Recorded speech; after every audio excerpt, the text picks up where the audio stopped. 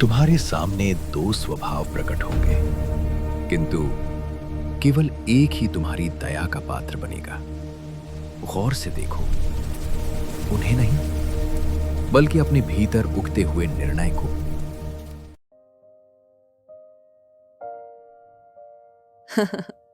अब जब हमारे बच्चे सेटल हो गए हैं तो हम आजाद हैं। स्कूल में वे कितने अच्छे दोस्त थे, याद है?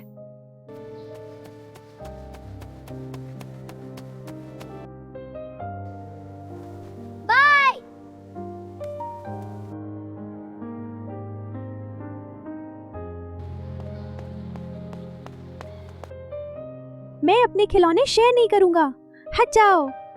हाँ, शुरुआत तुमने की थी, तुम्हें करने पड़ेंगे, माँ ने कहा है। बिल्कुल नहीं।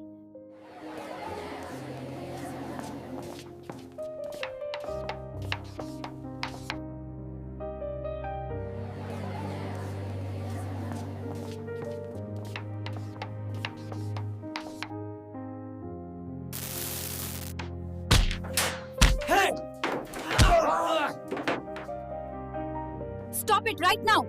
ओह, क्या तुम्हें फाइनल रिजल्ट वाला दिन याद है? हम उसे कैसे भूल सकते हैं? हम लड़कों से भी ज्यादा टेंशन में थे। मुझे अपने रिजल्ट के समय से भी ज्यादा टेंशन अब हो रही है। मैं भगवान का शुक्रगुजार हूँ कि हम फिर से मिले। हाँ, लगभग 33 साल बाद। हाँ, हमारा भी रीयूनियन हुआ। सच में बहुत अच्छा हुआ कि स्कूल ने रीयूनियन रखा। Hail to thee, our guiding light. It's so good to see everyone. 30 years, can you believe it?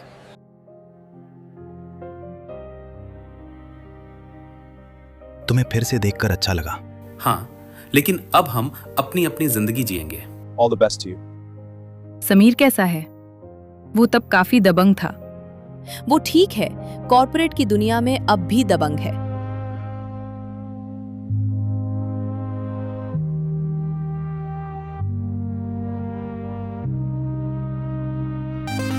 भले ही ये काम उसने किया हो, लेकिन अवार्ड टीम लीडर को ही मिलना चाहिए, और टीम लीडर मैं हूं।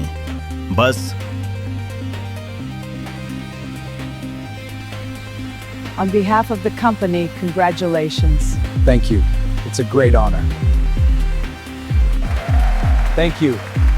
लेकिन उसने तो कुछ किया ही नहीं। उसने तो बस अपने बॉस से इनाम मांग लिया।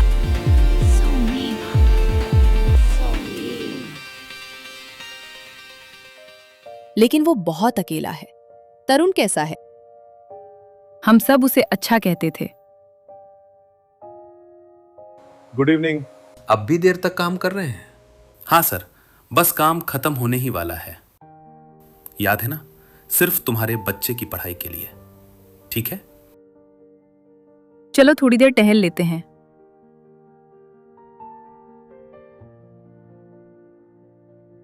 तरुण भी अच्छा कर रहा है, लेकिन अफसोस, उसे वो नहीं मिलता जिसका वो हकदार है। दुख की बात है। मुझे पता है कि आज शनिवार की रात है, लेकिन स्वाति का मंगेतर इस वीकेंड पर आया हुआ है। तो क्या हुआ, वो तो हर महीने आता है, बस तुम ही वहाँ बैठे रहते हो।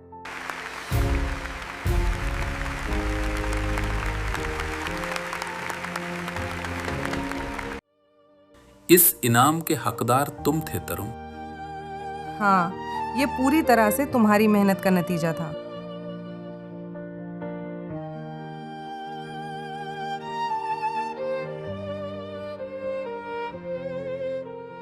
Anniversary, my love. देखो कितने सारे लोग आए हुए हैं। बधाई हो, हमें तुम्हारे लिए बहुत खुशी है। चलो केक काटते हैं।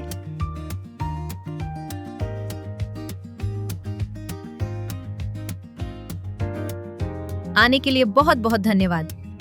अलविदा, अपना ख्याल रखना। तुम सबसे दयालु इंसान हो जिसे मैं जानती हूँ। दूसरों की भावनाओं को समझने वाले और सहानुभूति रखने वाले। लेकिन तुम्हें हर समय हर किसी के साथ अच्छा बनने की जरूरत नहीं है। देखो, इसीलिए लोग तुम्हारी अच्छाई का फायदा उठाते हैं और दिल तोड़कर चले जाते हैं। मजबूती से खड़े रहो। ऑफिस में थोड़ा आक्रामक रवैया अपनाओ। Happy birthday, princess. Thank you daddy. हमने ये सब तुम्हारे लिए किया है, Let's blow out the candles. लेकिन तुम्हें कुछ और लोगों को भी बुलाना चाहिए था। देखो, यहां तो मुश्किल से ही कोई है। तुम्हें लगता है कि तुम ही पूरी दुनिया हो, यहाँ तक कि तुम्हारा अपना बच्चा भी तुम्हारे साथ नहीं रहना चाहता। हम जा रहे हैं, हम जा रहे हैं। एक दिन अकेलापन तुम्हें सताएगा, तब क्या करोगे?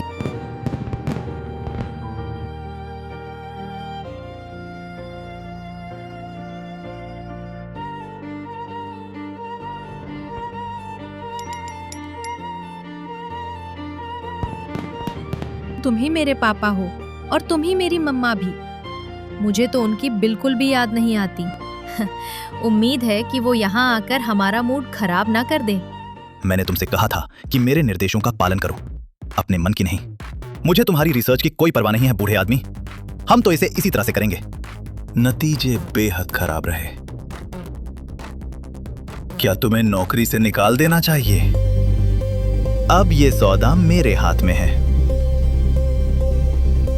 मेरा बच्चा बहुत बीमार है, प्लीज मैं आपसे गुजारिश करता हूँ। छुट्टी मिलना बिल्कुल भी मुमकिन नहीं है। मुझे ये काम करने के लिए किसी की जरूरत है, भले ही ये कितना भी अपमानजनक क्यों ना लगे, वरना कंपनी बर्बाद हो जाएगी। ओके। लेकिन इससे मेरी पूरी इज्जत दांव पर लग जाएगी। फिर भी मैं ये करूंगा। आखिरकार आपसे मिलकर बहुत खुशी हुई। ऊंचाई पर पहुंचकर थोड़ा अकेलापन महसूस होता है। कभी कभी मुझे लगता है कि ऊंचाई को कुछ ज्यादा ही बढ़ा चढ़ाकर बताया जाता है। तुम्हें यहां नौकरी पर किसने रखा? तुम मेरे बारे में कुछ भी नहीं जानते। सर, मैं आपको यकीन दिलाता हूं कि ये सिर्फ एक खेल है। ये तो सरासर बदतमीजी है। क्या मैं ये कुर्सी ले सकता हूँ? लेकिन सर, हमें कुछ तो करना ही होगा। वह सही कह रहा है, हमें एक योजना की जरूरत है। मुझे पता है, लेकिन हमें सावधान रहना होगा। अपनी अच्छाई का नतीजा देख लो फोन पर।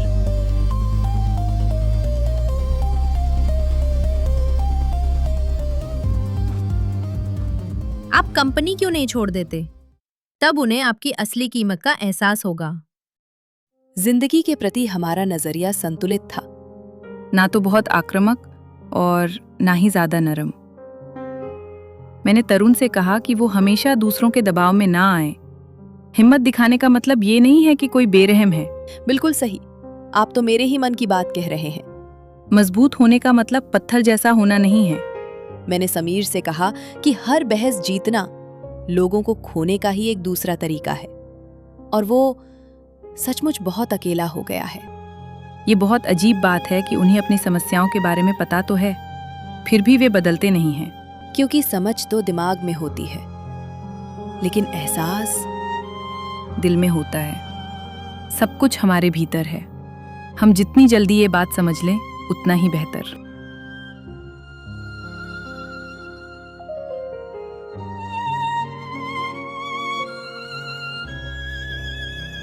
तो असली दुश्मन दुनिया कभी थी ही नहीं।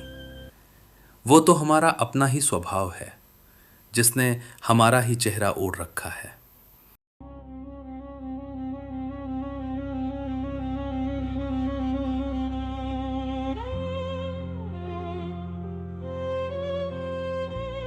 असली दुश्मन तो हमेशा मेरे अंदर ही था, और हम उसे बाहर ढूंढते रहे।